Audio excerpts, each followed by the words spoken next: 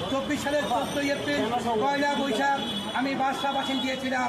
বিএনপির কোনো নেতা দ্বিতীয় মুক্তিযুদ্ধ ঘোষণা দিতে সাহস পায় নাই এবং বৈষম্যিক ছাত্র আন্দোলনের নাই ওই আপনার হাসান আবদুল্লাহ এবং যারা আছেন আপনারাও দ্বিতীয় দেখতে পারেন, কিন্তু আপনারা দ্বিতীয় মুক্তিযুদ্ধ করেন নাই বা ঘোষণা দেন নাই।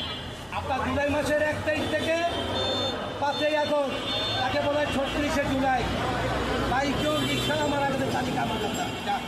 আমি রিক্সাওয়ালা কলাবাগান থানার সভাপতি রেখেছি ওই যে জুলাই যাতে রিক্সাওয়ালা আন্দোলন কলাবাগান থানার সভাপতি জুলাই এবং শেরেবাংলা থানার ছিল সভাপতি মোহাম্মদ রিপন মিয়া।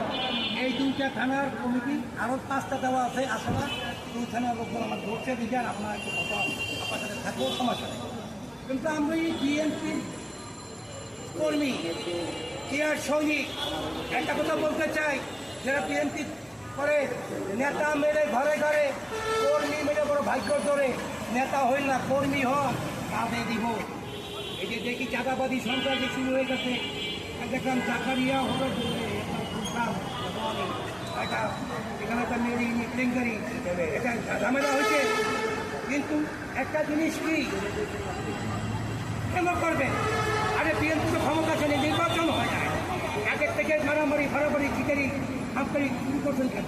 আপনার তাই সরকারির সাথে বলবো আপনার সময় মতো নির্বাচন দেবেন, আপনি রাষ্ট্রের উপদেষ্টা আছেন এবং বিগত সরকারের হামলাদের বিরুদ্ধ মামলা মোকদ্দমা দিবে।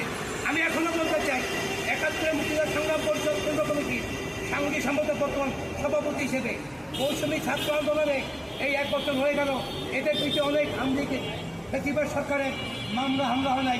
আপনারা যে কোনো থানায় যাবেন, থানায় গিয়ে মামলা দেবে, এদের বিরুদ্ধে প্রমাণ দিয়ে থানায় মামলা দিবেন। যে থানার ওসি নেবে না সেই ওসির বিরুদ্ধে অ্যাকশন নেওয়া হবে।